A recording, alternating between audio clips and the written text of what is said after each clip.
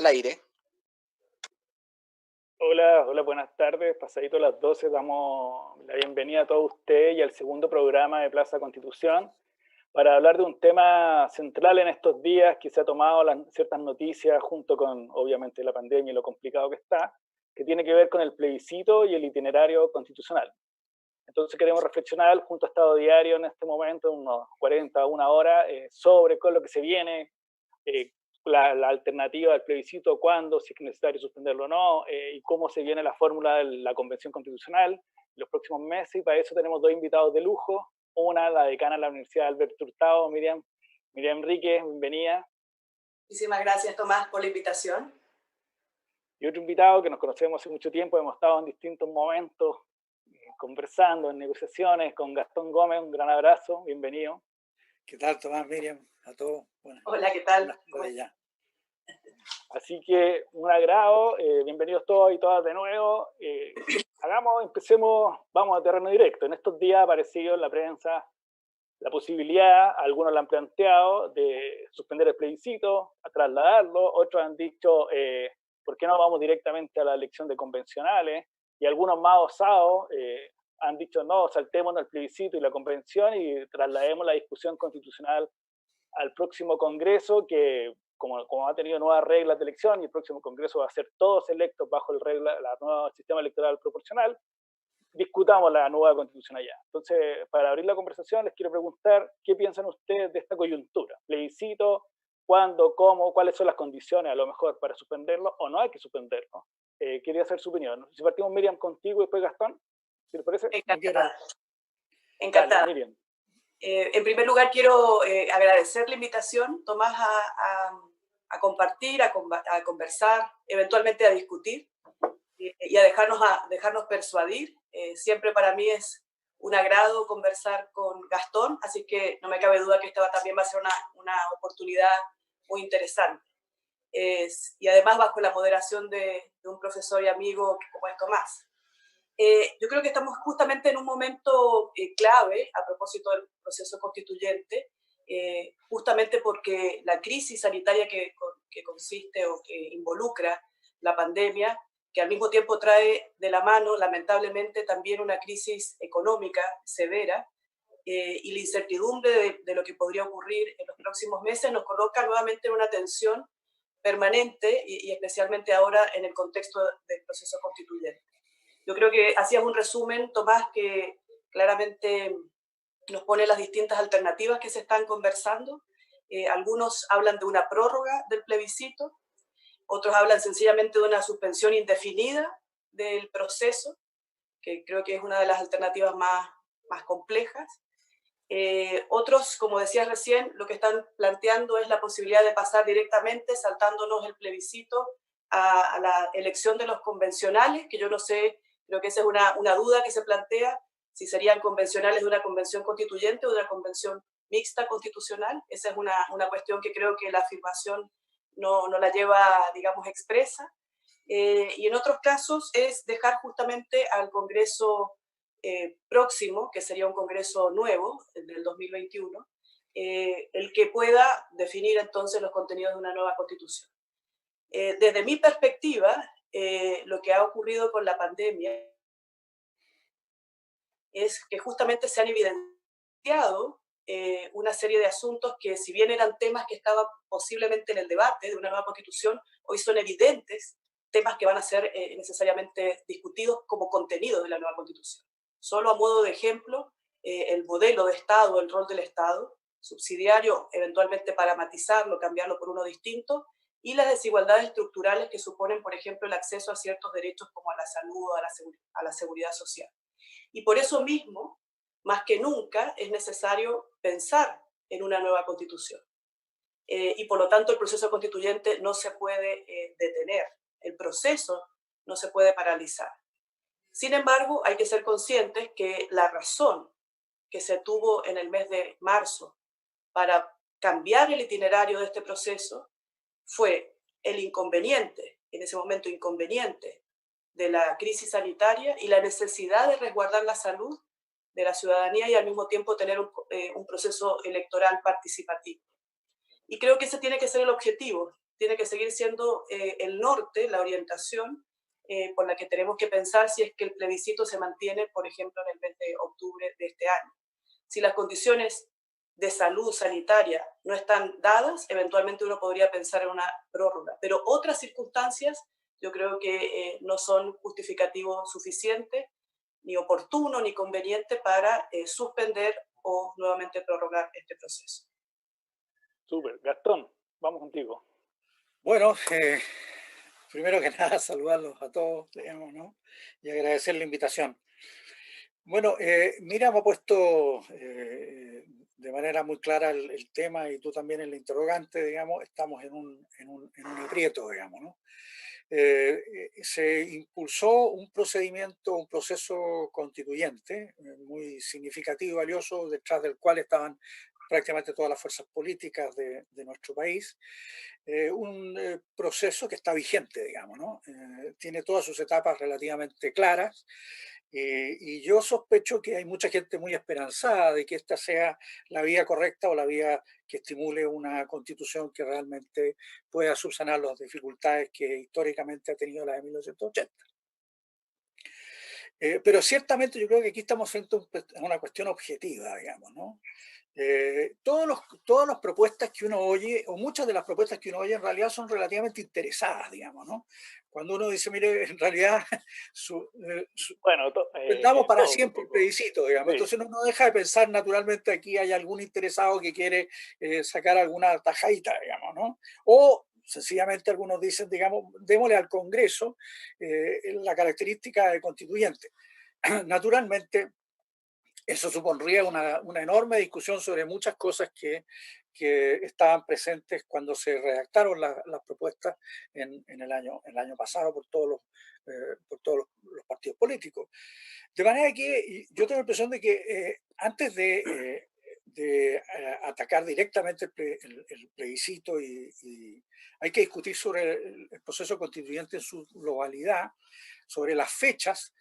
Una prórroga de esto impactaría sobre todo el calendario electoral del próximo año. Sería complejo darle al Congreso una atribución así en frente de un proceso eleccionario como el que viene. Entonces, estamos en un aprieto, pero tiene que ser un aprieto visto objetivamente, digamos, ¿no? ¿Cuál es el único objetivo aquí? Es que en realidad puede significar que en octubre no estemos en condiciones de llevar sanitariamente el plebiscito adelante, digamos, ¿no? Y puede, fíjese usted que no solamente el plebiscito, digamos, ¿no? 60 días antes tiene que haber, o tienen que estar las condiciones para que haya la libertad política suficiente para llevar a cabo el plebiscito, digamos, ¿no? Para que el debate se lleve a cabo. O sea, el plebiscito no es simplemente ir a votar, digamos, ¿no? Tenemos un plebiscito, significa un debate y con altura de miras inteligente sobre los problemas constitucionales que supone el calendario, la nueva o eventualmente la constitución, los tipos de convenciones. Entonces, esto hay que mirarlo con seriedad, con objetividad, digamos, sin intentar sacar algunos pequeños dividendos políticos en favor de un sector o de otro, digamos, ¿no? Porque, por ejemplo, digamos, ganamos muy poco realmente si tenemos un plebiscito en el que participa solo el 30% del electorado, ¿no? Piensen ustedes que cerca del 60% del electorado o no ha votado nunca en una elección en Chile o ha votado una sola vez, digamos, ¿no? Entonces ya tenemos un techo más o menos significativo, digamos, ¿no? Hay prácticamente un 40% del país que no ha participado en los procesos electorales, digamos, ¿no? Entonces la pregunta es, ¿participarán en este proceso que viene, digamos, ¿no?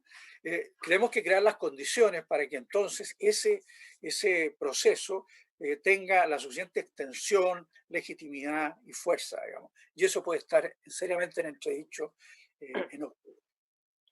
Ahí usted dice una cuestión bien clave, que es la razón por la cual poder pensar en otra alternativa, en otra fecha, porque por lo que le entiendo bien, ambos están diciendo lo siguiente, la única razón posible hoy día sería la razón de pandemia, pero esa razón de pandemia sería básicamente para trasladar el plebiscito o para saltárselo eventualmente. Eso es lo que...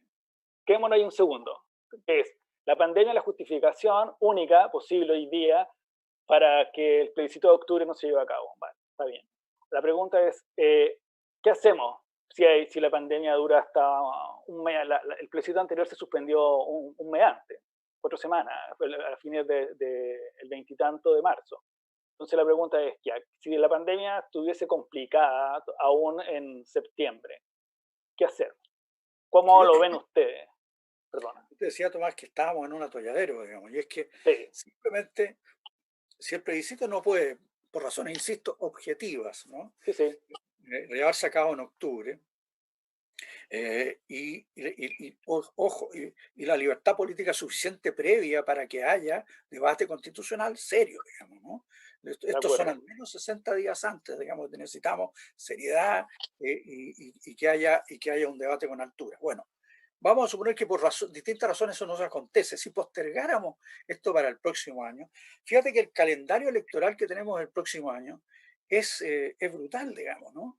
Es muy significativo, digamos. Y cambiaríamos todo el sentido del proceso constituyente porque comenzaría, por decir una cosa, ¿no? Podría comenzar en abril junto con las elecciones municipales, de gobernadores y regional.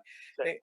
Y tendríamos que cambiar la elección de los constituyentes, supuesto que ganara el apruebo, cambiar las elecciones de los constituyentes para ya 6 meses después, y luego de esos 6 meses comenzar la redacción de una nueva constitución, lo que va a coincidir con las elecciones probablemente presidenciales al mismo tiempo. Entonces, como te decía yo, estamos en un problema. Estamos en Estamos en un problema. Y, eh, y eh, la yo pregunta es, trataría de ¿qué hacer el puede...? plebiscito ahora en octubre, No, no, o sea, a ver, si antes de darle la palabra a Miriam, lo ideal sería que en octubre se pudiese realizar el plebiscito en las condiciones, me parece que Gastón correctamente dice, en el fondo, que las libertades públicas, por decirlo así, se pueda llevar a cabo una discusión abierta. Miriam. Sí, yo creo que la alternativa más compleja es la propuesta de una suspensión indefinida. De todas las anteriores, digamos, en la graduación de la más grave, la propuesta de una suspensión indefinida yo creo que sería un atentado directamente al acuerdo por la paz social y la nueva constitución. Creo que coincidimos con Gastón en que la razón que podría pensarse para una nueva prórroga tiene que ver con la situación de preservación, garantía y seguridad de la salud de las personas y también la participación en el proceso, porque recordemos que este proceso supone un voto voluntario y habría que instar a que las personas participen para la legitimidad de la futura constitución como si fuera un voto obligatorio. Y esa es una dificultad mayor en el contexto actual. Creo que nuestra discusión descarta lo que se ha dicho y que fue motivo también de debate en los días previos sobre las razones económicas, porque varios políticos sostuvieron que las condiciones económicas, la ciudadanía cambió sus prioridades y por lo tanto pasó de tener una mirada entusiasta probablemente en participar de este debate, votar e incidir, por una preocupación económica legítima, claramente todos nosotros la tenemos en este momento. Yo creo que nosotros en esta discusión nos estamos poniendo sobre la mesa la dificultad económica porque entendemos probablemente, o al menos yo lo entiendo así, que las crisis acompañan también los cambios constitucionales. Las crisis sociales, económicas, políticas, las que fueran, son parte de los ingredientes de un cambio constitucional. Y por lo tanto, creo que lo que estamos de acuerdo es que probablemente solo una situación de alta complejidad sanitaria sería un escollo, una dificultad. Pero también hay posibilidades de pensar, manteniéndolo en octubre, reconociendo las dificultades que sería cambiar nuevamente el itinerario, que podemos pensar alternativas, por ejemplo, de una campaña previa a través de estas vías. Porque yo creo que hoy estamos debatiendo a través de estos medios digitales, como lo estamos haciendo ahora. Estamos dictando clases de esta manera, se están celebrando sesiones, audiencias judiciales, se están celebrando sesiones del Congreso. O sea, en gran medida lo que ha pasado en Chile, yo creo que eso hay que reconocerlo muy positivamente, porque no está ocurriendo así en todos los países latinoamericanos, es que las instituciones han logrado seguir funcionando. Y esta es una muestra de que podríamos perfectamente hacer una campaña previa para que la ciudadanía esté informada, siga informada a través de estas alternativas. creo que también hay que pensar en un momento, en el comicio, en el plebiscito de apertura propiamente tal, desde una perspectiva diferente quizás. Se ha planteado hace unos días esta idea del plebiscito seguro, de ordenar a la ciudadanía para que pueda, no sé, manteniendo una distancia, eventualmente por tramos horarios, incluso pensando en un día más de comicio, tener la posibilidad de votar de manera segura, resguardando la situación sanitaria. Pero todavía tenemos un margen para definir esa situación de una prórroga en la medida que entendamos que, creo, la razón para prorrogarlo sea simplemente una razón sanitaria. Cualquier cambio del cronograma, por supuesto que va a generar un nuevo eje políticamente. El cambio actual acerca la elección de los convencionales y la hace coincidir con la elección, por ejemplo, de los alcaldes y los concejales, y los gobernadores regionales. Se produce como una municipalización del momento. Probablemente otro cambio de itinerario, acercándolo a la elección parlamentaria y presidencial, va a teñir la elección de los convencionales constituyentes de otros ingredientes. Y eso también complejiza el proceso. Creo que ahí Gastón justamente da y dice, esto es un escollo, esto es un momento, pero yo creo que teniendo claro el objetivo que queremos lograr, debiéramos tener la razón o la justificación suficiente para encontrar una solución. Ahí quisiera tocar dos cosas. Una, que, a ver, el plebiscito para ciertas fuerzas políticas, y pienso más en las fuerzas de izquierda, es una razón de ser del proceso constituyente. Ellos abogaron mucho tiempo, de partida el plebiscito aparece en la negociación como una forma unas típicas formas de negociación del sistema político chileno, por transacción. En el fondo se lleva a cabo el plebiscito por la Convención Constitucional y también la Convención Mixta, que las fuerzas de centro derecha dijeron, ok, ya si va a haber plebiscito como una fórmula de salida. Por lo tanto, lo pienso en saltarse el plebiscito también como que le dispara un elemento esencial del acuerdo político, porque en el fondo el acuerdo político es un acuerdo que básicamente fija piezas en las cuales para todos eran importantes. Por lo tanto, me parece muy difícil eso, y lo pongo ahí. Dos, que tiene que ver con lo que Miriam decía sobre la economía, y quiero que preguntarle a Gastón, ¿cuál rol le ve a la economía, no solo en el tema del plebiscito, sino en el marco del proceso constituyente? ¿Por qué lo digo? Porque una cosa era discutir la constitución, no sé, pienso en el gobierno de la expresidenta Bachelet, en ciertas circunstancias. Otra cosa es discutir la constitución o el acuerdo constitucional post-estallido social, y otro, súmale después del estallido social, la pandemia propiamente tal. Miriam dice aquí, nos muestra ciertas cuestiones también constitucionales, que es como el tipo de Estado, el modelo de Estado, el rol subsidiario. Entonces me gustaría saber de Gastón, ¿cómo mira eso? Yo tengo la impresión quisiera hacer un solo comentario final, que me quedé con algo que dijiste sobre los intereses. Lo que pasa es que también hay un factor, que lo miraba o lo pensaba en estos días, y con la no reelección, hay varios que querían ir a la constituyente que mejor preferirían ser candidatos 4 años o 8 años parlamentarios. Entonces hay un juego de intereses muy difícil de aclarar, por decirlo así. Va a haber mucho juego, y si postergamos imagínate si postergamos el plebiscito y todo el proceso constituyente va a coincidir con la elección presidencial, eso va a constitucionalizar la elección. Va a ser muy complejo, digamos, ¿no? Y probablemente entonces tengamos un presidente electo conforme a unas reglas que podrían durar unos meses. Termina su mandato con otra constitución. No, es que hay que pensarlo seriamente porque es muy complejo. Sí, no, te encuentro razón. Y puede tener problemas graves de gobernabilidad, digamos, ¿no? Ahora, sobre la cuestión económica, yo tengo la impresión, para hablar con realismo y sensatez, es que si pretendemos mezclar las dos cosas al mismo tiempo, digamos, si pretendemos enfrentar el tema de la pandemia y al mismo tiempo del problema grave económico que se anuncia, digamos, ¿no? las tesis más blandas dicen que el Producto Geográfico Bruto caería un 7% y que nosotros iríamos a gastar un 10% del PGB en ayuda y en apoyo a los sectores más desmejorados en estas situaciones o a las unidades productivas, en fin, ¿no?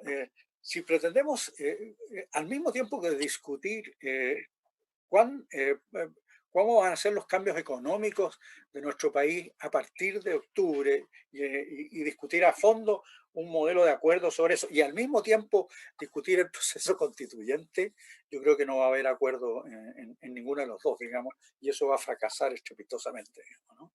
Yo creo que hay que mantener los mundos separados, Tomás, y hay que hacer un esfuerzo muy considerable por mantener el proceso tal como está estructurado, porque ese proceso le da garantía a muchos sectores y se costó mucho lograr ese proceso. Entonces, mezclarlo con todo el problema post-pandemia, con todo el problema económico que va a haber en el país, digamos, ¿no?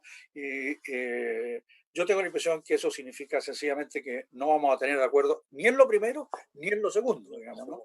Entonces, vamos a tener un proceso probablemente desangrado, digamos, ¿no? Y enormemente conflictivo, digamos. Y en vez de ser un debate técnico o un debate profundo sobre cuáles son las reglas que van a regir al país en el futuro, digamos, para las nuevas generaciones, bueno, no vamos a ser capaces de estar a la altura de la propuesta que hemos hecho. Entonces, yo creo que hay que pensarlo con mucho cuidado, ser muy generoso en esta reflexión e intentar no poner todos los problemas arriba de una misma mesa, porque va a ser muy difícil lograr esos acuerdos entonces. Digamos, ¿no? Sí, ahí le doy la palabra al tiro a Miriam, porque hay siendo realista como lo dices tú y como analizando la situación, no sé, una situación económica compleja necesariamente va a llevar a que, estoy pensando, ustedes pueden, que la Constitución, como ha pasado en Latinoamérica, justo se me viene esa idea de que sea como una especie de lugar de reivindicación de las demandas sociales. Y justo coincide con países que han tenido situaciones complejas desde el punto de vista socioeconómico. Entonces, pienso inicialmente que hay que tratar de que vayan por carriles separados, pero también es bastante difícil separar la contingencia social, política de la disputa constitucional. Miriam. Sí, yo, respecto de tu pregunta, tuve un problema ahí de inestabilidad de la conexión, pero creo haberte entendido qué supone el no realizar el plebiscito. Y yo creo que la idea de mantener el plebiscito se vincula justamente con el hecho de que en ese acto la ciudadanía va a decidir si quiere o no una nueva constitución. Y yo creo que eso es un reflejo, o va a ser un reflejo luego de la legitimidad que tenga la nueva constitución. No tenemos que perder de vista que todo el acuerdo, en la manera que se pensó, en la manera que se gestaron las mayorías para las cuales se debe aprobar la nueva constitución, sus contenidos, estaban siempre con el horizonte colocado en que esta constitución, la nueva, tiene que tener legitimidad. Entonces creo que no realizar el plebiscito, saltarlo, obviarlo, bordearlo, de alguna manera va a tener impacto respecto de la legitimidad, porque no se va a poder saber con certeza si la ciudadanía efectivamente quería o no una nueva constitución. Por cierto, tampoco entiendo cómo saltar el plebiscito de apertura definiría el órgano, convención constitucional o convención mixta constitucional. Sí. Al menos que la alternativa fuera directamente la idea de un congreso constituyente que está, por cierto, totalmente fuera del margen del acuerdo del mes de noviembre. Aunque sea un congreso nuevo, sería un congreso que está elegido con un objetivo distinto de ser un órgano constituyente. Creo que ahí, entonces, la necesidad de mantener el plebiscito de apertura es fundamental. Sin perjuicio de las dificultades que esto supone en el contexto que actualmente estamos transitando. Yo creo que inevitablemente el proceso constituyente, la discusión de los contenidos de la nueva constitución, siempre va a estar signado por el contexto. Y por cierto, este contexto va a agudizar al menos un par de asuntos que ya lo esbozaba al principio. Derechos sociales y modelo de Estado. O sea, ese va a ser el signo de la nueva constitución discutida en este contexto. No creo que no lo haya sido en el mes de octubre. O sea, en el mes de octubre probablemente esos temas estaban sobre la mesa. Lo que pasa es que hoy están mucho más evidentemente sobre la mesa. Pero también surgen otros temas súper interesantes. Yo creo que la discusión del día de hoy, que tiene que ver con la posibilidad de extender el postnatal, tiene que ver con las atribuciones que tiene el presidente de la República a propósito de la iniciativa exclusiva de ciertos proyectos de ley. Y eso es un tema que, si bien lo conversábamos en el anterior proceso con la presidenta Bachelet, en el actual, a propósito del mes de octubre, claramente es un tema que va a estar mucho más presente al momento de pensar los contenidos. Pensemos los estados de excepción constitucional. Los estados de excepción constitucional yo creo que probablemente eran un tema muy, digamos, muy tenue en la discusión. Uno lo pasaba en un ratito en las clases. Así. Claro, es más, yo siento, en el mes de octubre, siempre lo recuerdo, el día 18 de octubre yo hice una clase en la Academia Judicial sobre acción de amparo y dije, no vamos a hablar de amparo en los estados de excepción constitucional porque esto no ocurre. Y ocurrió al otro día. Entonces, hasta el día de hoy siento culpa por ese momento. Entonces, ¿cuál es el rol que cumplen las Fuerzas Armadas, por ejemplo, a propósito de un Estado como el presente? Cuando en definitiva lo que tenemos que hacer es pensar en la prevención. Y toda la lógica de los estados de excepción constitucional están pensados en una lógica de orden público, de seguridad pública. Entonces, también van a ser temas que vamos a discutir, probablemente antes no estaban tan presentes y hoy son temas que vamos a discutir como contenidos de una nueva constitución. Yo creo que simplemente se delimitan, se van a precisar, se van a enfatizar, pero no eran temas que, y son temas que vamos a discutir por el contexto. Yo creo que siempre las reformas constitucionales y, por cierto, la dictación de una nueva constitución es una foto del momento. Y no me parece mal que así sea. Ahí varias cosas, porque nos permite entrarnos como en el segundo tiempo, por decirlo así, de la conversación, que es la convención constitucional. Imaginemos que se realiza el plebiscito, gana el apruebo, cualquiera de las dos convenciones, mixta o 100% electa, pero quiero llevarlo a la convención. Y ahí en dos mundos, porque Miriam dice una cuestión que tiendo a estar de acuerdo, que es que la coyuntura va a fijar ciertos temas de la discusión constitucional.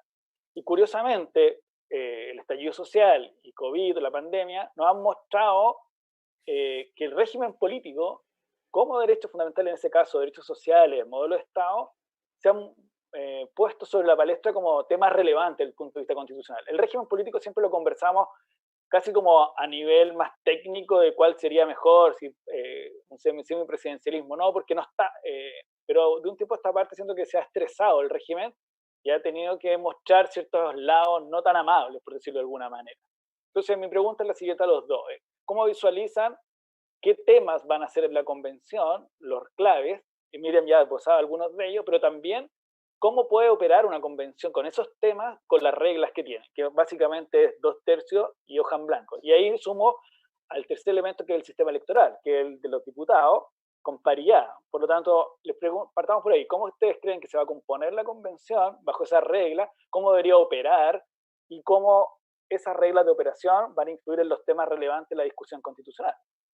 Gastón, ¿quieres partir tú o dale? Como quieras, digamos, ¿no? Mira, hay varias cosas ahí implicadas, digamos, ¿no? Hay muchas preguntas en tu pregunta, digamos, ¿no? Partiendo bajo el presupuesto de que el plebiscito supone que gana el apruebo, ¿no? Y luego deja abierta o cierra en el sentido de que vamos a tener convención constitucional mixta o convención constitucional a seca, digamos, ¿no? La lógica en la que está estructurada el proceso, creo yo, da el proceso constituyente, me refiero, da una cantidad muy considerable de seriedad, estabilidad a todo el debate, digamos, ¿no? Es difícil imaginar un proceso constituyente, en nuestra historia constitucional no ha existido nunca, por lo pronto, un proceso constituyente más ordenado y más claro, y yo en eso creo que hay que enfatizar que el proceso en cada instante funciona con reglas de mucho equilibrio, digamos, ¿no? Y de sensatez, digamos, ¿no? Por lo pronto, el proceso constituyente no se lleva a cabo en ninguna anomia. No es que el ordenamiento jurídico colapsó o la constitución anterior colapsa o las autoridades que tienen la legitimidad propia de la democracia en la que estamos inmersas desaparecen. Nada de eso acontece. La convención no tiene, como en algunos otros países, una potestad abierta para inmiscuirse, ni siquiera para reformar sus propias reglas constitutivas, digamos. Vale decir, es una asamblea que está sometida a una, esta convención está sometida a una serie de rigurosas etapas, digamos, dentro de las cuales algunos de estos aspectos ocupan un papel muy significativo para todos, digamos, ¿no? Para todos. ¿No? El que, por ejemplo, la convención deba decidir quién es su presidente y su vicepresidente y que estos naturalmente van a tener las facultades de cierre del debate propias. Entonces, eso ya es muy significativo. Pero además, tanto el reglamento de votaciones como todas las normas de la Constitución tienen que aprobarse por 2/3. Esta es una garantía muy significativa, digamos, ¿no? Buena parte de todos los sectores políticos de este país han obtenido casi agrupándolos en matrices más o menos claras, han tenido acceso a muy cerca del tercio para poder bloquear o llamar la atención o incidir sobre el resultado final de la convención. De manera que a mí me parece que ese tipo de cosas que hay que preservar con mucha seriedad van a marcar, yo creo que un equilibrio. Cuando uno dice, no, pero es que va a haber una discusión sobre el Estado, no tengo ninguna duda de que va a haber una discusión sobre el Estado. No, o sea, que las facultades del presidente van a estar en entredicho propias de la discusión de fondo sobre el régimen político. No tengo ninguna duda que va a ser así. La extensión de las libertades también va a ser en materia, digamos, como por ejemplo a propósito del plebiscito, digamos, ¿no es cierto? Donde, digamos las cosas como son, digamos, ¿no? Durante este estado de catástrofe, las libertades políticas generales han estado extraordinariamente limitadas, digamos, por decirlo finamente, digamos, ¿no? Extraordinariamente limitadas, En digamos. exceso, creo yo, a veces. Hemos estado prácticamente entre paréntesis, digamos, ¿no? Y el Sí, sí. funcionamiento de las instituciones se ha ralentizado bastante, o sea, se ha continuado, pero hay que debatir sobre hasta dónde llevan nuestros estados de excepción. Fíjate que en algunos otros países las reglas de los estados de excepción son extraordinariamente más precisas y serias que las que tenemos aquí, digamos, ¿no? Que hemos visto, digamos, que el presidente tiene una facultad de intervenir en los derechos fundamentales de la manera que se han intervenido durante un año prácticamente, digamos, ¿no? Entonces, todo esto tiene una enorme significación. Por cierto que vamos a discutir, pero también es verdad que es difícil imaginar un Estado en América Latina que haya hecho un esfuerzo y va a hacer un esfuerzo más consciente, más serio y más profundo para ir en ayuda de ser los sectores más desmejorados en esta situación, digamos, ¿no? Es difícil imaginar, no lo hay. Yo creo que no hay en América Latina un país que haya hecho el esfuerzo y que va a hacer este país en estos próximos meses. Y eso es también producto de la seriedad con que que ha funcionado este país durante 30 años, digamos, ¿no? Entonces, tenemos muchas cosas que discutir, es cierto, pero lo que yo enfatizaría, Tomás, sobre todo, es que tenemos un proceso constituyente extraordinariamente equilibrado, extraordinariamente serio, que puede dar garantías a todos los sectores, digamos, ¿no? A todos los sectores de que si se entra en un proceso de debate constitucional va a ser por lo menos a nivel constitucional, con toda la seriedad para que sea un debate abierto, plural y fructífero para el país, digamos, ¿no? Sí, muy claro. Antes que pasarle para darle la palabra a Miriam sobre lo mismo, que tú dijiste dos cosas muy interesantes que tienen que ver con una cosa poco relevada, porque a lo mejor es políticamente incorrecto decirlo, que es que el sistema político dio la respuesta adecuada. En el fondo, cuando fue estresado, fue serio y llegó a un acuerdo político. Y dos, y en ese acuerdo político, y tú estuviste en la comisión técnica, en la mesa técnica, se reflejó en que el proceso tiene reglas o bordes claros para todo. Y los 2/3, la hoja en blanco, al final, que también es un equilibrio entre posiciones, y aquí le doy la palabra a Miriam, a mi juicio, también fija un incentivo para aquellos que quieren una nueva constitución. Porque, ¿por qué? Porque quien quiere llegar al final del camino y que la constitución sea aprobada por la convención y que sea aprobada por el plebiscito, tiene que buscar la fórmula en que tiene que convencer a aquellos que están en los tercios más complejos, creo yo. Y eso, si lo tuviéramos que mirar como la teoría del incentivo, incentiva la moderación de la discusión constitucional. No lo quiero decir en términos de posiciones, sino que, como imaginemos que si alguien de nosotros quiere tener una nueva constitución, en él cae el peso de la política, básicamente. Miriam. Gracias, Tomás.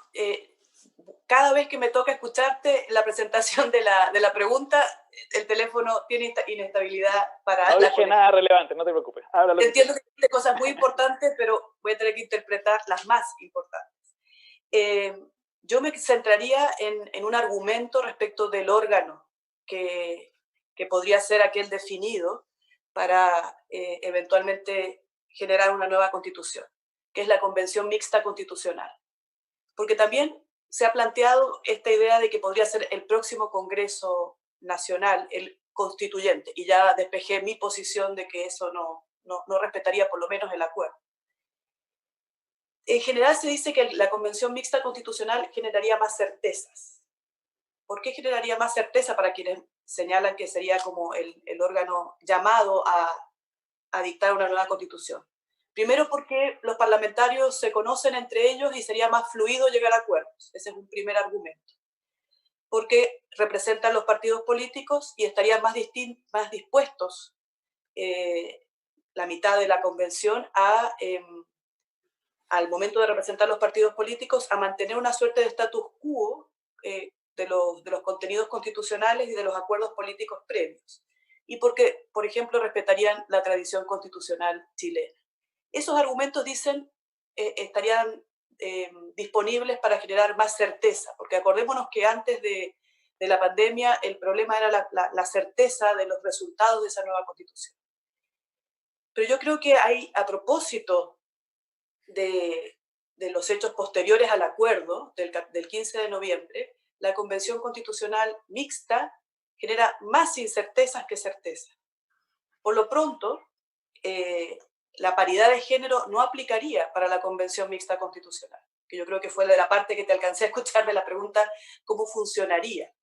¿Cómo funcionaría con esta lógica de género? Por supuesto, de esa mitad, eventualmente, de los convencionales elegidos, un grupo relevante podrían ser representantes mujeres, pero por supuesto el grupo de los parlamentarios no podría llegar a esa misma lógica, más allá de que ni siquiera las condiciones de la paridad de género están previstas para que sean aplicadas a la Convención Mixta Constitucional.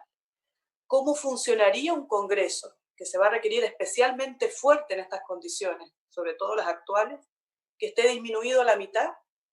Porque va a estar ejerciendo funciones legislativas y la otra mitad va a estar ejerciendo funciones constituyentes. Lo que decía Gastón al principio, ¿cómo sería el funcionamiento de una lógica de mayor incumbencia? El solo hecho de que la discusión se esté dando en un contexto en el que al mismo tiempo el régimen que se discute podría cambiar, hace que los intereses en juego estén mucho más involucrados. ¿Cuál sería la legitimidad de aquellas personas que, integrando el Congreso, no tuvieron un mandato expreso para modificar la Constitución? Entonces yo creo que, nuevamente, las incertezas del contexto se suman a las incertezas que acompañan la posibilidad de escoger una convención mixta constitucional. Entendí parte de la pregunta a propósito del órgano y cómo justamente el contexto incidiría todavía más en esa definición. Muy claro, sí. Te doy, Gastón. Dale. Déjame. Sí, obvio que sí. Me interesa mucho subrayar un aspecto que está vinculado a todo lo que estamos conversando, digamos, ¿no? Es que la situación que se provocó el año pasado con el estallido social y luego en el proceso del acuerdo político, que llegaron todas o casi todas las fuerzas políticas en un gesto de seriedad, como tú lo mencionaste, y luego el trabajo que se hizo en la comisión, construyó un proceso constituyente notable, con grandes equilibrios, digamos, ¿no? Así es. Y uno de esos es lo que se ha llamado los 2/3 y la discusión sobre la hoja en blanco, que es naturalmente, como todas las discusiones, un poquito superficial, digamos, ¿no? Eh, claro, digamos, va a quedar a cargo de la convención establecer en su reglamento cómo serán esas votaciones, digamos, ¿no? Y por consiguiente, aquí el sector que tenga un tercio para bloquear, para hacer valer su punto de vista o para conversar con más profundidad los temas, lo va a hacer, digamos. De manera que no hay ningún temor que pueda realmente surgir una situación descontrolada de allí, digamos, ¿no? Pero además, porque además, si digámoslo así, algunos sectores políticos ven en los dos tercios una garantía de que va a haber una nueva constitución, porque no está la constitución de 1980 no, o sea, no es un proceso de reforma constitucional, digamos, ¿no? Que si tú no apruebas la reforma constitucional está vigente la constitución, sino que es un proceso que supone la obligación de llegar a acuerdos, digamos, porque si no, no vas a tener la regla, digamos, ¿no?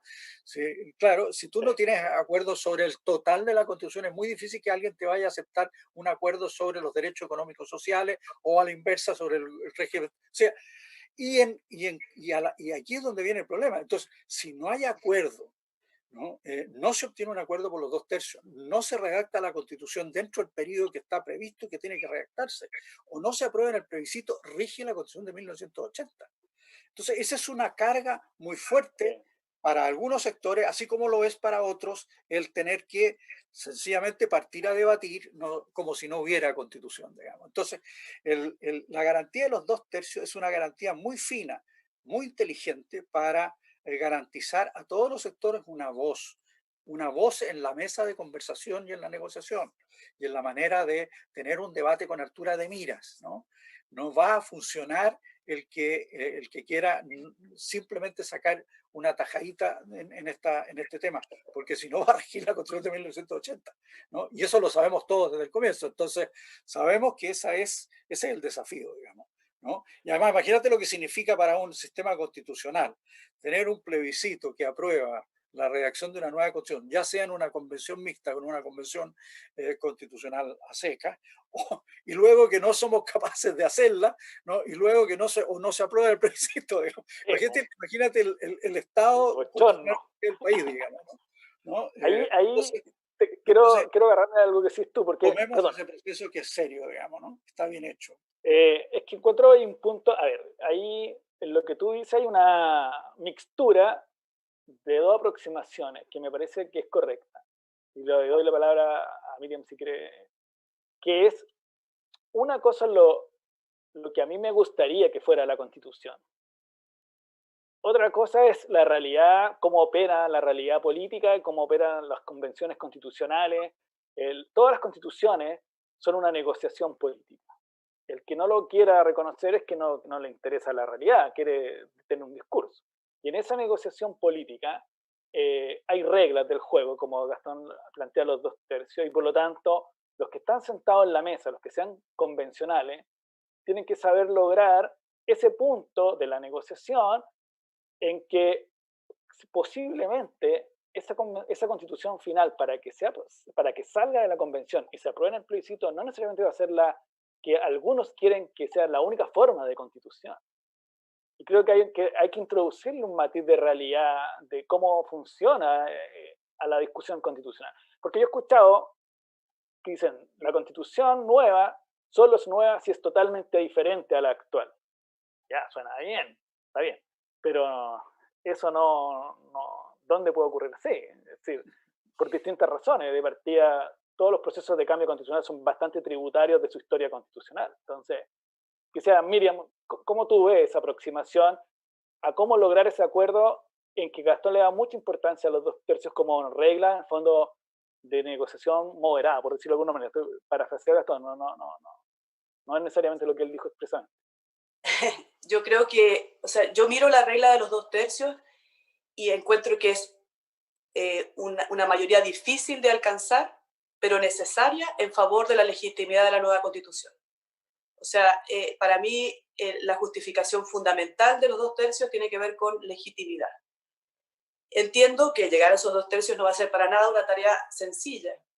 Y por eso mismo es probable que la Constitución no sea tan desarrollada como algunos se lo imaginan, donde todos los contenidos que algunos quisieran van a poder quedar contenidos allí, se van a requerir importantes consensos.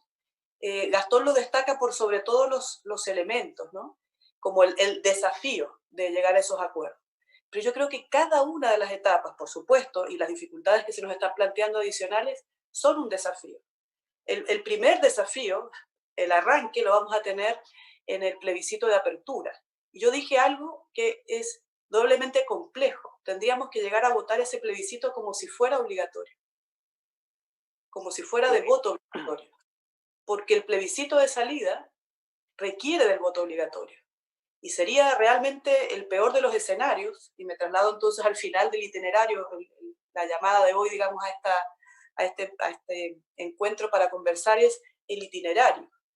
Ya dimos cuenta al inicio de la dificultad del plebiscito de apertura, por el contexto de la pandemia. Pero la dificultad que luego sería transitar a la elección del órgano, la discusión sobre los contenidos, los 2/3. Pero la dificultad del plebiscito ratificatorio realmente es máxima, porque votará toda la ciudadanía con voto obligatorio y podría la gente, teniendo expectativas muy altas, decir, esto no es lo que yo esperaba. Pero tener la certeza de que esa decisión supondría que la Constitución actual perviva. Y yo creo que de todos los momentos, claramente, ese es el más complejo. Por cierto, cada una de las etapas está orientada siempre a la búsqueda de esa legitimidad, pero el primer momento, el inicial, este plebiscito de apertura, yo creo que el llamado es tener conciencia de que tenemos que votar y participar como si fuera obligatorio. Ahí se nos viene la hora encima, chuta, pasó rapidísimo. Tenemos que ir cerrando, yo creo, porque Sigamos. dura 45 minutos. Así que voy a ir cerrando, le puedo dar la palabra, pero para que vayamos redondeando. Hay un punto ahí que Miriam trata que es que no nos perdamos que siempre la legitimidad social es la que va a determinar, por muchos acuerdos populares que hayan, si la ciudadanía no está de acuerdo, todos los plebiscitos corren riesgo. Entonces, quisiera como que pudieran ir cerrando las ideas principales en torno a qué es lo que viene. ¿Qué es lo que viene y cuál es el punto central a juicio de usted en la discusión de los próximos meses? Gastón, vamos contigo, después con Miriam. Mira, ¿qué es lo que viene, digamos? Yo creo que ya he enfatizado con mucha fuerza la seriedad y las etapas de este proceso. Como bien dice Miriam, cada una tiene su propio desafío, es verdad, pero el contexto, el proceso en su totalidad es un proceso que es difícil. Primero, en nuestra historia constitucional nunca ha existido, y creo que en América Latina son contados con los dedos de la mano los países que pueden esgrimirlo, digamos, ¿no? Se ha edificado un proceso serio, con profundos acuerdos, que además viene a subsanar problemas de legitimidad muy fuertes, no solo de legitimidad de origen, de legitimidad de ejercicio de la Constitución de 1980, que es lo que estamos viendo hoy día, digamos, ¿no? Sí. No es solo un problema de legitimidad si lo originó realmente Pinochet o no, sino que lo que realmente está sucediendo hoy día es que la Constitución está siendo superada, tanto desde el punto de vista de la pandemia, desde el punto de vista del proceso económico, como desde el punto de vista del proceso político. En el Congreso ya no los servicios básicos es un ejemplo, sí, nomás, digamos, ¿no? Y podríamos repetir esto sucesivamente. Entonces, estamos en un problema constitucional, ¿no? Es que algunos sectores dicen, no, que no tenemos problema, tenemos un problema constitucional muy grande, digamos, ¿no? Y hemos hecho un gran procedimiento para salir del problema, digamos, ¿no? Y hay que tomarlo con seriedad y hay que perseverar en él, digamos, ¿no? Esa es mi opinión, digamos, ¿no? Eso que a algunas personas les pueda molestar, digamos, ¿no? Aunque reciba un telefonazo de vez en cuando. Algunos amigos que se enojan, ¿no? Pero, claro, en fin, yo giro en favor de esa amistad, digamos. Sí, muy bien. Además que la amistad siempre es distinta a la política, necesariamente. Miriam. Ahora sí que escuché todo. Fantástico. Yo quisiera enfatizar 3 ideas que pueden parecer, por el paso del tiempo, se nos van olvidando las fundamentales. La primera es que hay un acuerdo para iniciar un proceso constituyente que yo creo que ya está en curso, para darse una nueva constitución. Y si hay un acuerdo que costó tanto alcanzarlo, que fue perfeccionado en el procedimiento, tal como decía Gastón, hay que honrarlo. y hay que adecuarse a las dificultades que vayan surgiendo para poder sobrellevarlo de manera razonable. Primera cuestión. No parece que fuera menor y evidente, pero por ahí las propuestas parece que buscan obviar o saltar ese acuerdo, que yo creo que como hombres y mujeres de derecho y como ciudadanía nos debemos respetar esos acuerdos. Lo segundo, que parece siempre que los que quieren mantener la Constitución nunca es un buen momento para pensar en una nueva. Cuando la situación era una situación, estamos en democracia actualmente, pero de democracia sin crisis, no había necesidad de cambiar la Constitución porque no había crisis. Actualmente hay una situación evidente de crisis, tampoco es una buena oportunidad para cambiar la Constitución porque estamos en crisis. Entonces, aparentemente los que quieren mantener la actual Constitución siempre van a decir que no es un buen momento para cambiar. Segunda cuestión. Y lo tercero, que yo creo que el contexto de la pandemia no debiera inhibir mantenernos en la discusión sobre una nueva Constitución, sino que todo lo contrario, yo creo que justamente le da un sentido de conveniencia y de urgencia discutir los contenidos de una nueva Constitución. Súper, vamos cerrando, yo creo, me quedo con dos cosas muy importantes, o una que ambos han, que es que hay un tema que es de realidad, que los acuerdos, por muy difíciles que sean, son los que han permitido avanzar en el proceso constituyente. Y eso me parece que, como Miriam lo plantea como respetarlo, Gastón como lo releva la seriedad del acuerdo, pero me parece que no hay que perder de vista que la Constitución, ya sea estas reglas que se pudieron fijar y la Constitución misma cuando se discuta, es un acuerdo político lo más amplio posible al final del día. Y eso hay que cuidarlo. Como cuidar el acuerdo es cuidar el proceso que hoy día está en marcha. Entonces, porque en el fondo lo que está en tela de juicio es la posibilidad de que el sistema político salga de sus problemas a través de negociaciones y acuerdos o consenso. Entonces me quiero quedar con eso. Quiero darle muchas las gracias de verdad a ambos, los quiero y los estimo demasiado. Entonces, fue una grata conversación. Y invitar a todos los que nos ven, aquí nos escuchan para el próximo programa que seguramente va a ser en un par de semanas más, en un tema interesante sobre el cambio constitucional. Así que muchas gracias por haber estado con nosotros. Gracias a ustedes. Gracias, Miriam. Muchas gracias. Que estén muy bien y quédense. Gracias.